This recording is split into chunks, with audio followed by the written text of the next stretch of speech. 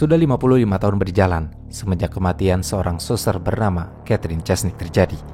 Tapi pelaku dan motif pembunuhannya tidak pernah terungkap hingga saat ini. Belakangan di akhir tahun 90-an, ketika kasus pelecehan yang menyeret nama seorang pastor terkuak ke muka publik, dikabarkan pastor tersebut terhubung dengan kematian suster Catherine Chesnick. Tapi terlalu banyak halangan dalam pemecahan kasus dan kejanggalan-kejanggalan yang bermunculan, bahkan menghentikan penyelidikan.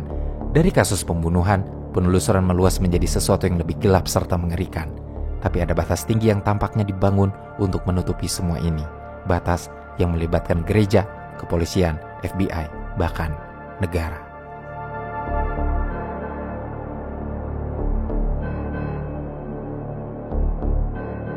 Dari banyak kesaksian orang yang mengenalnya, entah sebagai keluarga, guru, rekan kerja, atau bahkan sebagai tetangga, Suster Catherine, atau sering dipanggil Suster Cathy, digambarkan sebagai seorang gadis muda yang sangat cantik, baik, penyayang, dan ceria. Cathy sangat disayangi oleh murid-muridnya ketika dia mengajar di sebuah sekolah menengah Katolik khusus perempuan, sekolah Kyouk yang dikelola oleh Keuskupan Agung Kyouk. Dia mengejar bahasa Inggris di sekolahnya, menjadi salah satu guru terfavorit yang dianggap keren oleh murid-muridnya. Mungkin karena Cathy masih muda dan senang mendengar para murid tanpa menghakimi mereka, Cathy seringkali menjadi tempat murid-murid itu bercerita. Biasanya setelah jam pelajaran berakhir, Cathy ingin menyematkan waktunya untuk menemani murid yang ingin mengobrol. Hari itu pada Jumat siang, di tanggal 7 November di tahun 1969, sekitar jam 11:30, seorang murid yang bernama Juliana Farrell sedang berdiskusi dan bercerita dengan Cathy setelah kelas berakhir. Dari pembicaraan hari itu, Juliana mengetahui kalau Cathy berencana akan pergi belanja malam nanti untuk membeli hadiah pertunangan adik perempuannya, Marilyn. Kegiatan belajar masih berlangsung di hari itu. Jadi Juliana pergi ke kelas berikutnya dan berpisah dengan Cathy yang juga akan mengajar kembali. Kegiatan mengajarnya baru selesai menjelang jam 3 sore, di mana Cathy pulang ke apartemennya yang ada di North Bend Road. Cathy memang tidak tinggal di biara, karena sedang melakukan eksperimen untuk menjalani kehidupan biasa di luar biara sebagai biarawati. Diketahui kalau Cathy tidak tinggal sendirian di apartemen tersebut. Ada teman biarawatinya yang bernama Russell Phillips, dan dia mengajar di Kyouk juga sebagai guru matematika. Hubungan Cathy dan Russell sangat baik. Menurut murid-murid mereka, keduanya adalah sahabat dekat yang sering menghabiskan waktu bersama. Russell kemungkinan adalah orang terakhir yang melihat Cathy sebelum dia menghilang. Dalam kesaksiannya, sekitar jam 7 malam, Cathy diketahui meninggalkan apartemen. Ini memang menjadi rutinitasnya yang biasa dilakukan bersama Russell. Tapi di malam hari di tanggal 7 November itu, Cathy memutuskan pergi sendiri pada jam 7:30 malam hari, mengendarai mobil Ford Maverick 1969 berwarna hijau miliknya untuk berbelanja di Edmondson Village Shopping Center yang jaraknya sekitar 1,9 mil dari apartemen.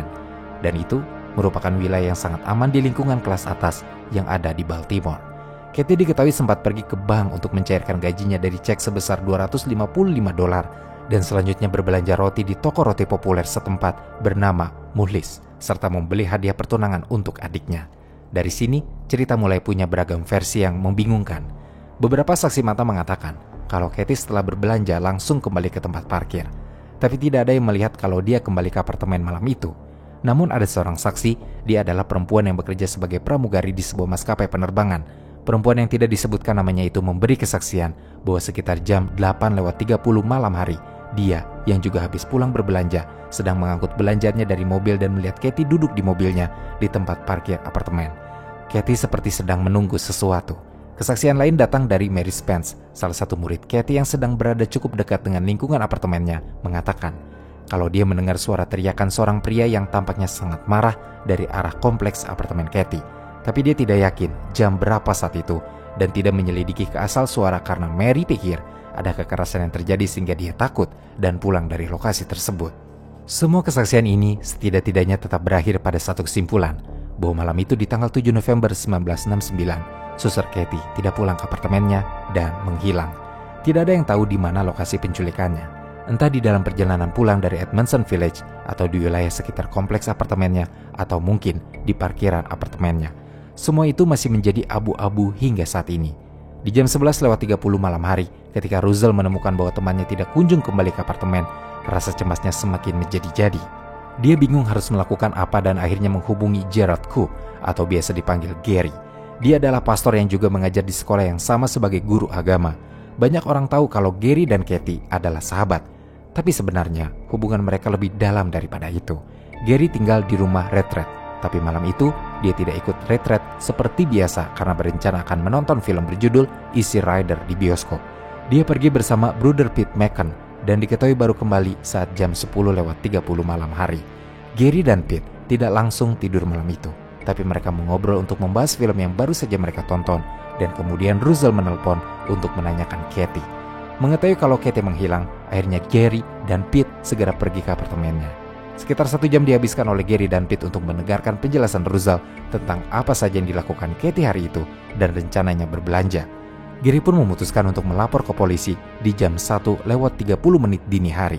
Tidak lama seorang polisi patroli yang datang merespon melakukan pengecekan lokasi sekitar, melihat ke dalam apartemen, mencatat beberapa hal, lalu pergi meninggalkan Jerry, Pete, dan Russell di apartemen tersebut dengan kondisi yang masih sangat cemas. Mereka bertiga akhirnya melakukan misa sambil menunggu kabar tentang Katie. Tapi beberapa jam berlalu, Pete dan Jerry yang menunggu sampai jam 4 pagi masih tidak menerima laporan apapun dari polisi. Jadi, mereka memutuskan untuk pulang. Ketika berada di luar apartemen, itu sekitar jam 4:40 pagi hari, keduanya menyempatkan diri untuk melihat sekeliling wilayah tersebut dan menemukan mobil Ford Maverick hijau milik Katie di seberang jalan, terparkir sembarangan secara ilegal dengan posisi miring dan ujung belakangnya mencuat ke arah jalan. Anehnya, pintu mobil itu tidak terkunci dan kunci mobilnya masih terpasang. Pemiliknya tidak ada di dalam mobil. Jerry segera menghubungi polisi lagi. Mobil pun digeledah. Ditemukan sebuah kotak roti dari Muhlis yang rotinya bahkan masih utuh, terjatuh di kursi penumpang depan. Ada beberapa dedaunan dan ranting di mobil tersebut. Beberapa cabang ranting tersangkut di antena radio, sementara ada juga ranting yang tersangkut di tuas lampu sen di samping kemudi, dan ada seutas benang kuning tersangkut di ranting tersebut. Tidak ada tanda-tanda perlawanan di dalam mobil itu. Jadi, ada kemungkinan besar kalau hilangnya Katie bukan disebabkan oleh tindak kekerasan yang terjadi secara acak, tapi justru ada kecurigaan yang lebih masuk akal bahwa seseorang yang dikenal oleh Katie membawanya keluar dari mobil dan baru melakukan kejahatannya. Bukti yang dimiliki polisi tidak hanya itu. Ban mobil Katie yang berlumpur setidak-tidaknya memberi mereka petunjuk bahwa mobil Katie sempat memasuki area rawa yang berlumpur. Hanya saja, ada yang membingungkan dari penemuan mobil ini. Karena siapapun yang memarkir mobilnya di sana, jelas sekali ingin mobil tersebut ditemukan. Jerry saat itu langsung berasumsi bahwa bukan Katie yang membawa mobil itu pulang ke dekat apartemennya.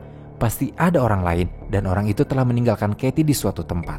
Namun dengan asumsi yang demikian, berarti pelakunya adalah orang yang memang mengenal Katie sehingga mengetahui apartemennya. Pencarian terhadap Katie langsung dikerahkan sejak saat itu. Media lokal pun mulai meliput.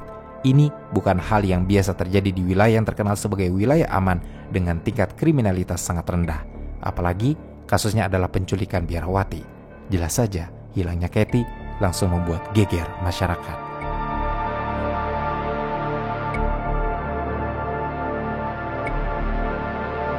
4 hari semenjak Katie menghilang, kabarnya masih belum terdengar. Polisi masih disibukkan dengan kasus Katie ketika laporan orang hilang kembali muncul.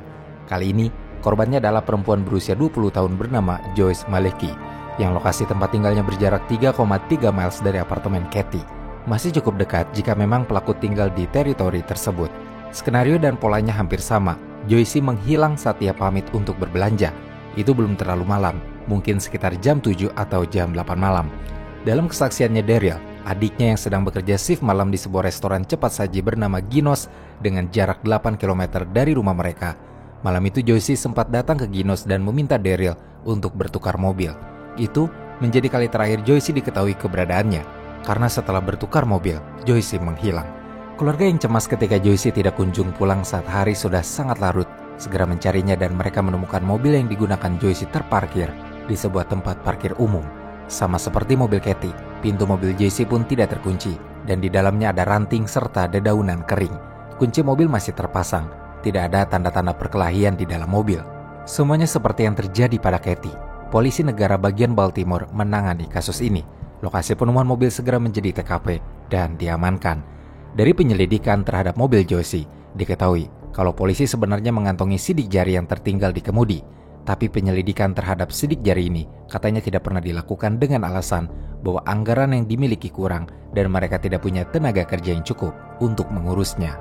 Namun tidak seperti Katie yang masih menghilang, Joyce ditemukan keesokan harinya dengan kondisi sudah meninggal oleh 2 pemburu yang sedang berada di hutan.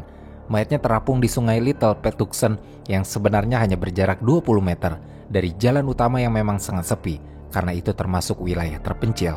Tampaknya mayat Joyce sengaja dibuang di wilayah tersebut oleh pelaku dengan harapan tidak ditemukan dalam waktu dekat. Dua pemburu segera melapor ke polisi atas temuan mayat itu. Mayatnya masih utuh untuk dikenali, tapi polisi tetap harus memanggil keluarga Joyce untuk proses identifikasi. Saat itu, karena orang tuanya terlalu terguncang, akhirnya kakak Joyce yang bernama Pat mewakili keluarganya untuk melihat jasad sang adik. Menurut catatan dan kesaksian, Joyce ditemukan dalam posisi tertelungkup dan tangannya diikat ke belakang. Ketika Pat datang untuk mengidentifikasi jenazah adiknya, dia melihat wajah gadis muda itu kotor dengan lumpur dan ada ranting di rambutnya. Sebuah pemandangan tragis yang tidak disangka akan terjadi pada gadis seperti Joyce. Jasadnya dibawa ke rumah sakit untuk proses autopsi. Hasilnya sebenarnya membuahkan petunjuk baru. Saat kejadian, sebelum pembunuhan, tampaknya Joyce sempat melawan pelaku dan mencakarnya. Ada kulit yang menempel di kuku Joyce yang dipercaya oleh keluarganya sebagai milik pelaku. Harusnya bukti ini bisa diperiksa dengan DNA. Tapi lagi-lagi FBI yang menangani kasus ini mengatakan kalau mereka tidak melakukannya dengan alasan anggaran dan minim tenaga kerja. Keluarga juga sempat dibuat bingung ketika FBI bilang kalau mereka telah menyerahkan kasus Joyce kepada kepolisian Anne Arundel County. Tapi ketika ditanyai, justru kepolisian Anne Arundel membantah dengan mengatakan FBI tidak pernah menyerahkan kasus Joyce pada mereka.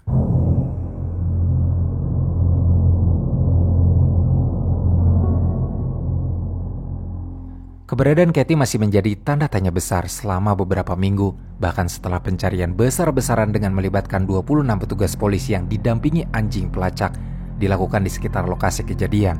Hampir tidak ada petunjuk baru yang bisa didapatkan saat itu, padahal FBI sudah turun tangan membantu. Kapten John Bernard, kepala detektif pembunuhan untuk kepolisian Baltimore, berkata bahwa dia berusaha untuk menyelesaikan kasus ini dan menemukan Kathy. Tapi hampir 2 bulan tidak ada kabar apapun tentang Kathy. Setidaknya sampai ada 2 pemburu lagi yang melapor di tanggal 3 Januari 1970 bahwa mereka menemukan mayat di barat daya Baltimore County, tepatnya di kawasan Monumental Avenue. Mayat itu ditemukan dengan posisi terbaring terlentang di lereng bukit kecil, dekat dengan tumpukan sampah yang terbakar. Tengkoraknya berlubang cukup besar. James Cannell, petugas polisi yang tiba di TKP pertama kali, mengatakan bahwa kondisi Kathy saat ditemukan dengan keadaan pakaiannya dilucuti sampai pinggang. Ada tas di sampingnya dan dia tampaknya sudah sangat lama berada di lokasi tersebut.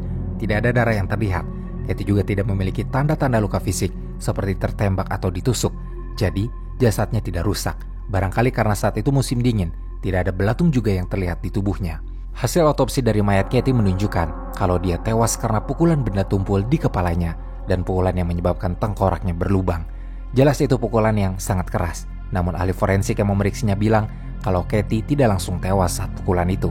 Dia masih hidup beberapa saat dan mungkin menderita karena pendarahan. Memang ada teori dari penyidik yang mengatakan bahwa Kathy kemungkinan diculik dari pusat perbelanjaan dan dibunuh di perjalanan sebelum dibuang jasadnya di lokasi tersebut. Namun kalau teori ini benar, maka ada kejanggalan besar. Di dalam situasi semacam itu, normalnya pembunuh akan langsung pergi jauh dan tidak akan kembali ke wilayah kejahatan yang bisa membuatnya dicurigai atau tertangkap. Lagi pula, akan lebih mudah baginya untuk membuang mobil di tempat terpencil untuk menyembunyikan jejaknya. Tapi si pembunuh ini justru terang-terangan kembali dan membawa kembali mobil Ford Maverick milik Kathy ke dekat apartemennya. Jelas hal itu adalah sesuatu yang membingungkan penyelidikan. Ada asumsi kalau pelakunya adalah orang terdekat atau yang mengenal Kathy. Jadi semua yang berada di lingkungan Kathy diselidiki, termasuk Russell, Gary, dan Pete. Kepolisian awalnya paling mencurigai adalah Gary. Apalagi setelah diselidiki mereka juga sebenarnya punya hubungan asmara. Tapi setelah melihat tidak ada motif dan alibi keberadaan Gary di malam Kathy menghilang pun sangat kuat, kecurigaan mengendur. Kasusnya menjadi sangat abu-abu sekali. Polisi juga tidak bisa menemukan bukti forensik di dalam mobil Kathy. Petunjuk baru hampir tidak ada, selain mungkin puntung rokok di dekat mayat Kathy. Melihat lokasi mayatnya ditemukan, karena itu bukan area umum untuk orang lain lewati, tanpa kepentingan atau tujuan saking terpencilnya. Kemungkinan pelakunya adalah orang yang mengetahui daerah itu dengan sangat baik.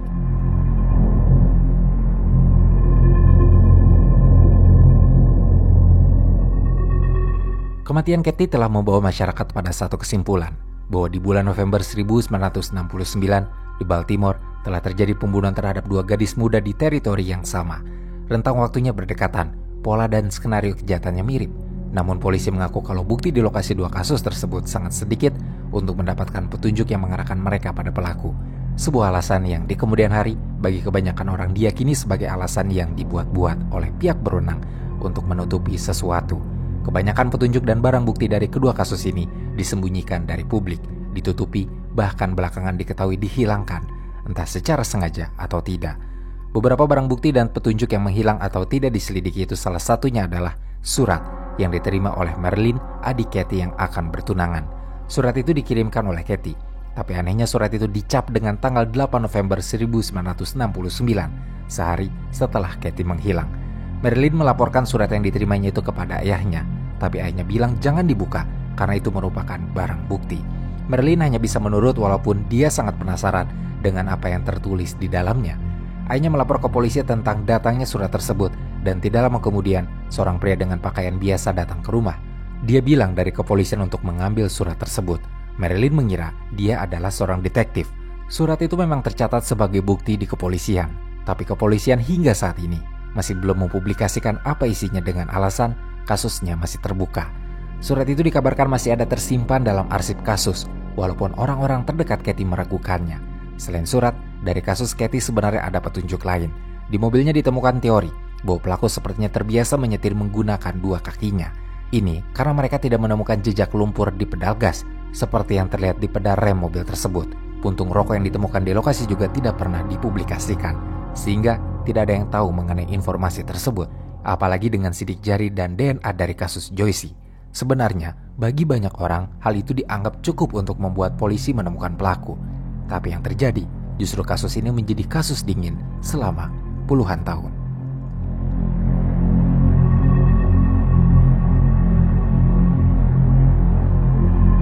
Jauh sebelum kasus skandal yang menggemparkan Baltimore dan komunitas Katolik setempat serta akan kembali membuka kasus Kathy, ada petunjuk-petunjuk kecil yang tidak disadari dan akhirnya terlewatkan terkait kisah tragis ini. Kita perlu kembali pada garis waktu ketika keluarga Joycey mengadakan upacara pemakaman untuknya. Saat itu keluarga Joycey mendapatkan kartu ucapan duka dari Pastor Joseph Maskell yang rumah pastoralnya hanya berjarak 2 blok dari rumah Joycey. Pastor Maskell, begitu orang-orang mengenalnya, dia adalah pastor yang bekerja di sekolah Coug, sekolah di mana Kathy pun mengajar. Tentu saja, Kathy dan Maskell saling mengenal sebagai rekan kerja. Sekolah Coug yang dikelola oleh Keuskupan Agung Coug ini dijalankan para biarawati dari sekolah Suster Notre Dame. Pada masanya, sekolah Coug menjadi sekolah yang sangat bergengsi dengan fasilitas belajar modern, sehingga sangat memungkinkan untuk menjadi sekolah incaran para gadis di kota tersebut. Coug adalah sekolah yang mendukung zaman baru untuk mendidik anak-anak perempuan menjadi manusia yang berdaya dan punya potensi untuk menjadi profesional terlatih dalam banyak bidang. Seringkali Coug digambarkan sebagai tempat yang aman untuk mendidik anak-anak perempuan. Penggambaran yang mungkin akan berubah total setelah orang-orang menyelami apa yang terjadi di dalamnya. Perlu diketahui, kalau para pengajar di sekolah ini tidak hanya para suster, tapi juga ada beberapa pastor. Selain Gary dan Pete yang diketahui mengajar di sekolah ini, ada Pastor Joseph Maskell dan Pastor Neil Magnus yang ikut mengelola sekolah. Namun, hanya Maskell yang diketahui tidak mengajar anak-anak. Dia memegang kekuasaan tinggi di sekolah dengan menjadi pendeta dan konselor. Maskell punya ruangannya sendiri di sekolah, kantor chapel yang biasanya digunakan untuk menangani murid-murid konseling. Ruangan yang bagi murid-murid tertentu adalah neraka mengerikan, atau sebagian menganggap tempat itu adalah tempat yang bebas untuk melepaskan keliaran mereka. Sudah jadi rahasia umum kalau banyak murid yang sering masuk ruangan itu tidak cuma untuk konseling, tapi untuk merokok atau minum anggur, karena Maskell akan membiarkan mereka melakukan hal tersebut. Maskell adalah pendeta berkebangsaan Irlandia yang datang dari komunitas Irlandia Amerika. Keluarganya merupakan kelas pekerja tradisional yang sangat agamis. Maskell sudah terpapar dengan banyak aktivitas keagamaan sejak kecil dan ibunya punya peran sangat besar dalam hal ini. Di usianya yang ke-15 tahun, Maskell sudah ikut pelatihan menjadi pendeta dan ditahbiskan sebagai pendeta pada tahun 1965. Tugas pertamanya setelah itu adalah bekerja di paroki Baltimore, Sacred Heart of Mary yang bertahan sampai tahun 1966. Di mana kemudian Maskell dipindahkan ke paroki St. Clement yang berdekatan dengan sekolah Keuskupan Agung Coug. Saat berada di St. Clement, dia menjadi pendeta dan mengawasi regu pramuka di sekolah. Salah satu muridnya di St. Clement bernama Brian Swab menggambarkan Maskell sebagai seseorang yang mengerikan dan dingin. Ketika Brian menjadi anak altar, pernah suatu kali Maskell datang dan mengeluarkan pistol dari sakunya lalu menaruhnya di atas meja. Brian sempat bertanya mengapa Pastor Maskell punya pistol dan membawanya seperti itu, padahal dia pendeta. Tapi Maskell malah menatapnya tajam seolah ingin berkata, "Beraninya kau." Selain Brian, sebenarnya ada murid laki-laki lain di San Clement bernama Charlie Franz yang bersaksi bahwa Maskell adalah orang yang jahat, kejam, licik, dan manipulatif. Sebagai anak altar juga, Charlie dulu cukup dekat dengan Maskell dibanding dengan anak-anak altar yang lain. Kedekatan itu awalnya berjalan normal. Charlie, yang memang anak emas dan punya berbagai prestasi di bidang olahraga, senang bisa dekat dengan pendeta yang diharapkan bisa mengajarinya tentang kebaikan. Tapi semuanya berubah ketika Maskell mulai mengajarinya untuk mabuk dan mengkonsumsi narkoba. Belakangan, Charlie pun dilecehkan dan diancam oleh Maskell jika berani menceritakan pelecehan itu pada orang lain. Tapi setelahnya, meski tidak mengatakan apapun, Charlie tetap dibuat hancur hidupnya. Dia dikeluarkan dari 2 tim olahraga yang diikutinya dan bahkan dikeluarkan dari sekolah.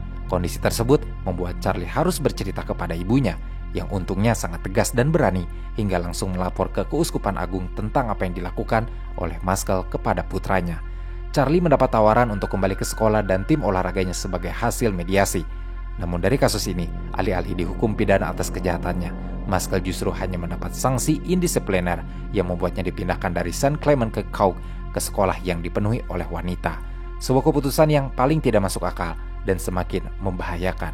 Maskell punya gelar master dalam bidang psikologi sekolah dari Universitas Negeri Townsend. Dia juga sempat belajar dan melakukan ujian di Institut Johns Hopkins untuk mendapatkan sertifikat konseling, sehingga dia bisa mengisi posisi menjadi konselor dan punya akses terhadap murid-muridnya yang rentan dimanipulasi. Kasus yang terjadi pada Charlie kembali terulang, tapi kali ini lebih buruk dengan korban yang jauh lebih banyak. Sayangnya, kasus pelecehan seksual yang melibatkan Maskell ini baru terbuka ke publik 20 tahun kemudian setelah Kathy meninggal. Saat itu di tahun 1994, seorang alumni dari Coug menuntut Maskell atas tindakan pelecehan, kekerasan, dan pengancaman yang dilakukan kepadanya. Perempuan ini awalnya menutupi identitas dan dikenal dengan julukan Jane Doe. Dia yang konon menjadi saksi kunci atas pembunuhan Kathy dan telah diancam untuk tidak menyebarkannya. Jane Doe sekarang telah membuka identitasnya sebagai Jean Wehner. Dia mengatakan saat dia masih menjadi murid baru di Coug, dia mencoba melakukan pengakuan dosa di chapel sekolah. Di bilik pengakuan tersebut, Jean bercerita tentang masa kecilnya yang menyakitkan ketika dia menjadi korban pelecehan seksual pamannya yang pedofilia. Meski peristiwa itu sudah berlalu dan pamannya pun sudah meninggal, tapi seringkali Jean masih merasa bersalah sekaligus jijik pada dirinya sendiri. Jean ingat dan yakin pada ingatannya kalau pastor yang berada di bilik pengakuan itu adalah Pastor Neil Magnus. Dia juga yakin kalau Pastor Magnus melakukan masturbasi saat Jean bercerita dan pernah suatu kali berkata ingin mengetahui wajah serta namanya. Meskipun niat itu diurungkan, tapi Magnus berkata bahwa itu adalah dosa yang berat yang terjadi karena Jean sendiri yang membuatnya terjadi dan tidak tahu apakah Tuhan akan memaafkan masa lalu Jean. Jadi dia akan mencoba berdoa lebih banyak untuk membantunya. Hal yang tidak disangka oleh Jean adalah beberapa minggu kemudian Magnus menghampirinya di aula sekolah dan menyuruhnya datang ke kantor chapel. Keduanya bicara soal pengakuan yang dibicarakan oleh Jean tempo hari, dan Magnus berkata kalau Jean bisa diampuni jika benar-benar mendekatkan dirinya pada Tuhan. Magnus selalu melakukan hal yang disebutnya sebagai sakramen, dengan dirinya sebagai ekaristi. Dalam konsep agama Katolik, ekaristi juga terkadang menjadi istilah untuk roti dan anggur yang telah diubah menjadi tubuh dan darah Kristus. Sakramen yang dilakukan oleh Magnus ini memaksa Jean untuk menelan apa yang dikeluarkan oleh Magnus dengan menganggapnya sebagai Roh Kudus. Jean yang saat itu masih polos dan naif berpikir kalau Magnus melakukan itu memang murni ingin membantunya menjadi orang baik. Tapi dia kemudian sadar kalau itu adalah pelecehan. Magnus membuat Jean melakukan itu selama beberapa kali di waktu yang berbeda-beda, sampai kemudian dalam salah satu sesi Maskell bergabung dengan mereka dan memanggil Jean sebagai pelacur. Jean kini dilecehkan oleh mereka berdua. Hati gadis itu mulai dilanda kebingungan. Dia sungguh ingin keluar dari situasi tersebut, tapi dirinya juga masih ingin menjadi anak baik. Pada akhirnya, Jean terus mengikuti keinginan mereka. Di lain waktu, Jean dipanggil ke ruangan itu dan hanya ada Maskell di sana yang tampak sangat marah pada Jean karena katanya dia tidak membaik. Jean lalu diperkosa. Kepala Jean terbentur dinding berkali-kali, tapi Jean tidak bisa melawan. Dia takut dan seringkali berpikir bahwa mungkin setelah itu Tuhan akan memaafkan semua kesalahannya. Selama beberapa waktu, Jean terus menjalani hal-hal mengerikan itu sebagai korban. Dia tidak berani bercerita karena takut. Namun, Kathy, gurunya yang sangat baik dan penyayang itu, segera menyadari apa yang terjadi kepada Jean. Memang sudah beberapa minggu Kathy mengawasi anak-anak di sekolah yang masuk ke ruangan Maskell. Dia tahu kalau Jean sering kesana untuk sesi yang disebut sebagai konseling. Tapi orang-orang tertentu jelas mengetahui apa yang sebenarnya terjadi dalam ruangan tersebut. Awalnya Jin tidak mau bicara pada Katie karena dia takut. Sampai akhirnya Jin mulai dilecehkan oleh pria-pria lain yang dibawa Maskell ke ruangan. Dia ingat ada anggota polisi dan seorang teman yang dipanggil dengan Brother Bob oleh Maskell. Mereka juga melecehkannya. Kasus pelecehan yang terjadi di sekolah masih tertutup rapat sampai seorang siswa berani mengadu pada Katie mengenai apa yang dilakukan Maskell. Meskipun Katie awalnya tampak kaget dengan aduan tersebut, tapi sepertinya dia juga sudah mengetahuinya. Namun Katie tidak bisa bertindak sembarangan. Dia tahu itu karena Maskell punya banyak koneksi kuat. Selain bekerja di sekolah, Maskell juga bekerja sebagai pendeta untuk kepolisian Baltimore, Garda Nasional, dan kepolisian negara Maryland. Maskell pun punya saudara laki-laki yang bekerja di kepolisian kota Baltimore, polisi bernama Tommy Maskell, yang kelak akan terlibat dalam penyelidikan kasus Katie. Dengan koneksi kuat sebanyak itu, Katie tahu bahwa Maskell punya akses yang luas untuk mendapatkan perlindungan. Dia juga memungkinkan untuk mengancam semua korbannya karena kekuasaannya yang kuat. Katie tahu harus berhati-hati menghadapinya dan perlu bukti kuat untuk memenjarakannya. Di tahun 1969, Katie tampaknya sudah berniat untuk melaporkan Maskell. Dia punya banyak saksi dan bahkan mungkin bukti dari perbuatan bejatnya selama ini. Katie mengetahui bahwa Liliana Hughes telah ditugaskan untuk menjadi sekretaris Maskell dan punya akses terhadap catatan sesi psikologis yang terjadi. Bahkan Hughes pun bisa bersaksi bahwa dia telah mencatat semua sesi psikologis yang sifatnya sangat seksual dan tidak pantas itu. Maskell tampaknya sadar lebih dulu dengan rencana Katie dan menanyai serta mengancam semua anak yang ikut dalam sesi konselingnya di sekolah. 2 hari sebelum Katie menghilang, diketahui bahwa seorang murid bernama Katie datang bersama temannya ke apartemen gurunya tersebut. Dia melaporkan kejadian di sekolah. Jin juga kemudian melapor di hari yang sama dan sangat yakin kalau masih ada seorang siswa lagi yang datang ke apartemen didampingi pacarnya. Jin tidak tahu siapa siswa tersebut, tapi dia datang malam hari. Saat bercerita soal pelecehan yang terjadi di sekolah, Maskell dan Neil datang menerobos ke apartemen tersebut tanpa mengetuk pintu. Maskell sangat marah, sementara Neil hanya diam saja, tampak kikuk dan bingung. Katie terpaksa menyuruh muridnya segera keluar. Keesokan harinya di sekolah, murid tersebut diancam oleh Maskell bahwa jika bercerita lagi maka dia dan pacarnya akan dibunuh. Bahkan keluarganya juga. Gadis tersebut ketakutan. Dia tutup mulut untuk waktu yang sangat lama dan baru berani bercerita dalam penuntutan yang dilayangkan Jin dengan merahasiakan identitasnya. Ketika Katie akhirnya menghilang, Jin menanyakan keberadaan Katie pada Maskell, satu-satunya orang yang paling dia curigai atas hilangnya Katie. Anehnya, Maskell justru menjawab kalau Katie tidak menghilang. Dia menyuruh Jin untuk ikut dengannya dan pria itu membawa Jin ke sebuah daerah tandus yang dikelilingi rumput kering. Jin melihat tubuh Katie, agak syok tapi dia menyentuh tubuh dan wajahnya. Guru kesayangannya telah tewas, wajahnya dibelatungi dan sambil menangis, Jin berusaha menyingkirkan belatung-belatung itu dari wajah Katie dengan tangannya. Maskell mengancam Jin yang gemetar, menyuruhnya untuk tutup mulut jika tidak ingin bernasib sama seperti Katie. Ketakutan telah membuat Jin memilih diam puluhan tahun, meskipun pelecehan yang terjadi semakin buruk di sekolah. Dia baru berani melaporkan perbuatan keji Maskell dan menuntutnya di tahun 1992 setelah mendapatkan dukungan dari suaminya, Michael Wehner. Usia Jin saat itu sudah 38 tahun. Dia telah menjadi ibu dari 2 orang anak. Keluarga Jin terkenal cukup agamis di lingkungannya. Mereka sering datang ke gereja. Langkah pertama yang dilakukan Jin adalah menemui Pastor Art di gerejanya dan menceritakan apa yang terjadi di sekolah. Pastor Art membantunya untuk mengangkat kasus ini ke permukaan. Tapi Pastor Art sempat memberitahunya bahwa Neil Magnus telah meninggal di tahun 1988. Maskell masih hidup saat itu, bahkan masih menjadi pendeta aktif di paroki Holy Cross. Pastor Art menyuruh Jin untuk menemui Pastor Rick Woy yang mewakili Keuskupan Agung, yang mengatakan pada Jin bahwa dia adalah orang pertama yang melaporkan kasus pelecehan Maskell. Tapi Pastor Rick Woy akan mempercayainya. Dalam penelusuran, diketahui bahwa Maskell masih bertahan di Cox sampai tahun 1975. Dia dikeluarkan oleh kepala sekolah baru, seorang biarawati bernama Suster Merlita Fria, yang terkenal sangat tegas. Alasannya adalah karena beberapa orang tua mengeluh tentang Maskell. Dari sini, Maskell dipindahkan ke divisi sekolah Keuskupan Agung Katolik, tapi sayangnya tidak ada catatan gereja tentang dirinya selama berada di sini. Jadi, tidak ada yang tahu apa yang dilakukan Maskell dari tahun 1975 sampai tahun 1980, ketika Maskell ditarik dari penugasannya, lalu dikirim ke paroki lain bernama Annunciation. Dia hanya bertahan 2 tahun di sana, lalu dipindahkan lagi ke paroki Holy Cross di Baltimore. Jin menuntutnya saat Maskell berada di paroki tersebut. Pastor Rick Woy dalam prosesnya telah meminta Katie Hoskins, pengacara keuskupan, untuk menyarankan Jin mencari pengacara jika seandainya Maskell menuntut balik Jin atas apa yang dikatakannya. Jadi kemudian Jin memilih pengacara Steve Tully. Merasa dapat dukungan juga dari Keuskupan Agung, Jin semakin berani untuk memperjuangkan kasusnya. Gereja saat itu mengatakan bahwa mereka akan membuat pernyataan resmi yang akan membantu untuk menyingkirkan Maskell dari gereja. Dengan semua yang dikatakan pada Jin, keberaniannya meningkat. Dia mulai bercerita tentang kasus pelecehan dan pembunuhan Katie juga di depan pengacara serta Pastor Rick Woy. Namun, setelah kesaksiannya tersebut, Jin diminta untuk menunjuk satu orang yang mungkin bisa menguatkan kesaksiannya. Jin menolak karena mungkin temannya yang juga menjadi korban akan keberatan. Kalaupun dia mau bersaksi, pasti dia sudah melaporkannya.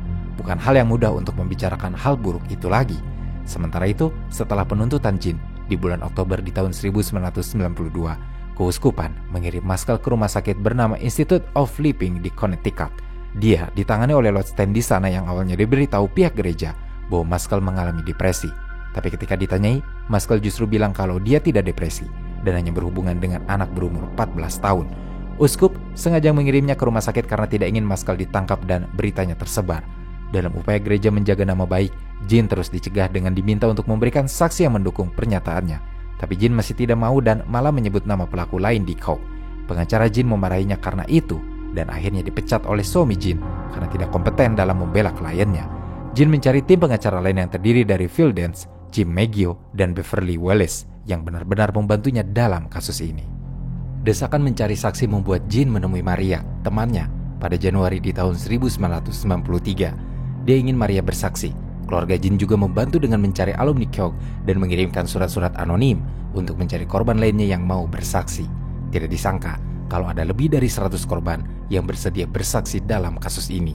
Maskell yang disembunyikan di rumah sakit selama 6 bulan akhirnya kembali pada April 1993 dan ditugaskan kembali di paroki St. Augustine di Elkridge. Dia menyangkal semua tuduhan yang dilayangkan padanya. Saat itu, kasus ini punya dua saksi kuat, yaitu Jin dan Teresa Lanchester, yang dikenal sebagai Jenro selama persidangan. Teresa mengaku pernah mengikuti konseling di sekolah setelah terjadi masalah dengan orang tuanya.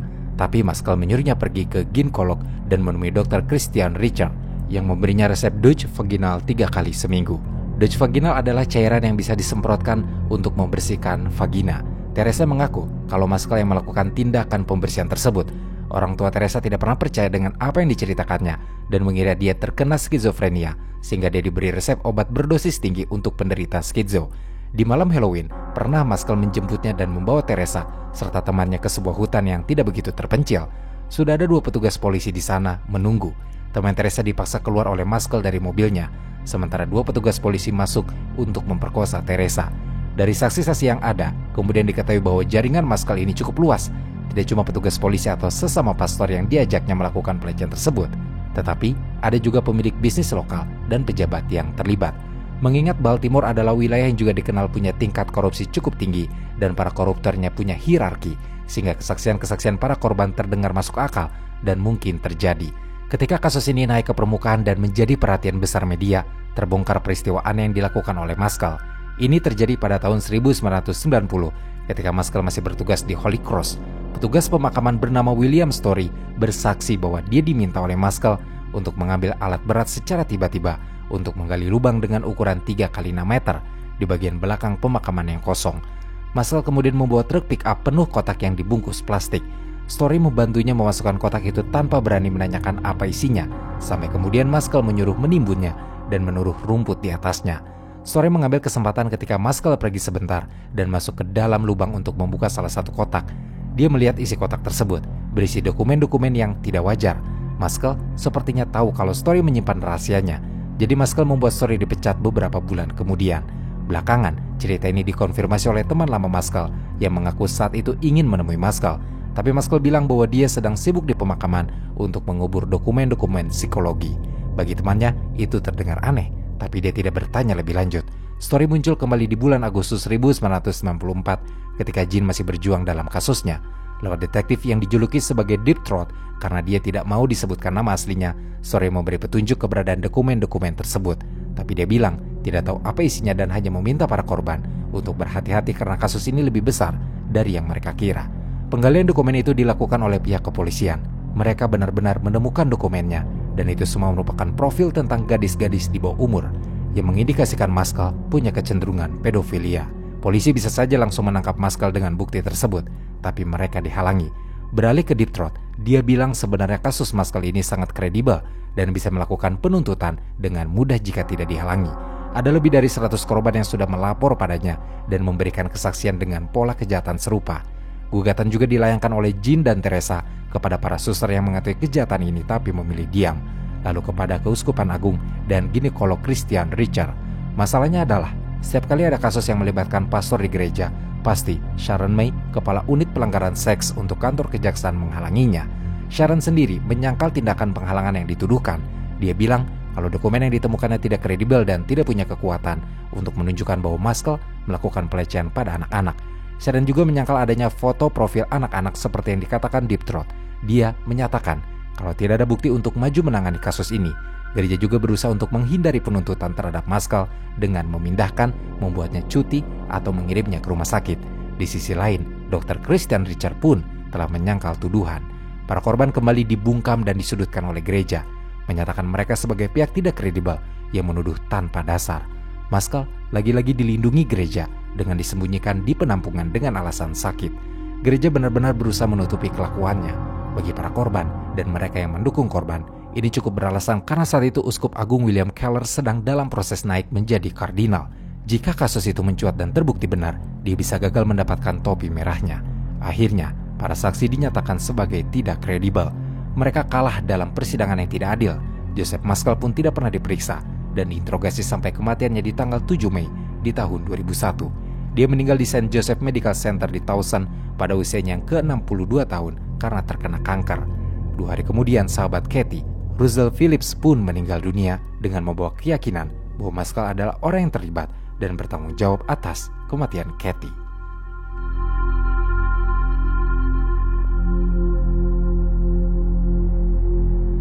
Karena tampaknya pihak berwenang tidak punya kemauan dan daya untuk mengusut kasus ini, mereka yang berduka dan terkena dampak memutuskan terus berjuang dengan upaya sendiri.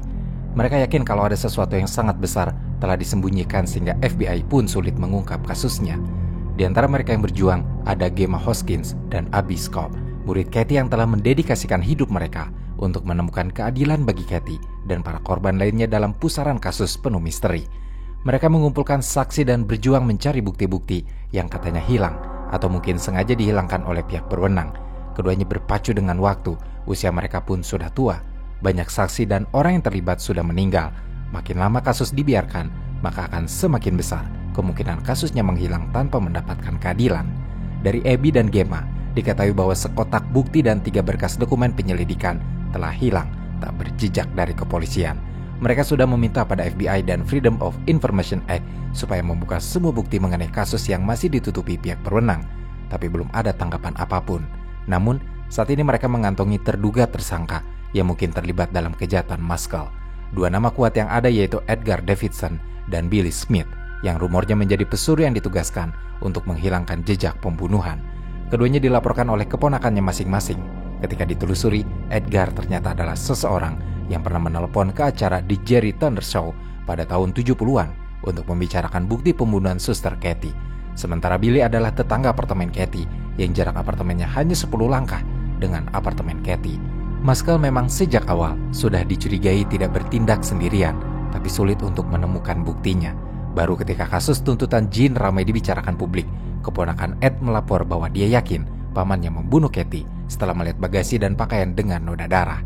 Kesaksiannya didukung oleh pengakuan dari istri pertama Ed yang menggunakan nama samaran Margaret ketika diwawancara.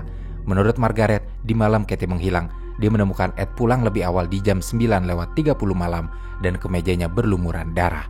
Ed bilang kalau dirinya habis berkelahi dengan atasannya malam itu dan hidungnya mengeluarkan banyak darah. Margaret meragukan alasannya.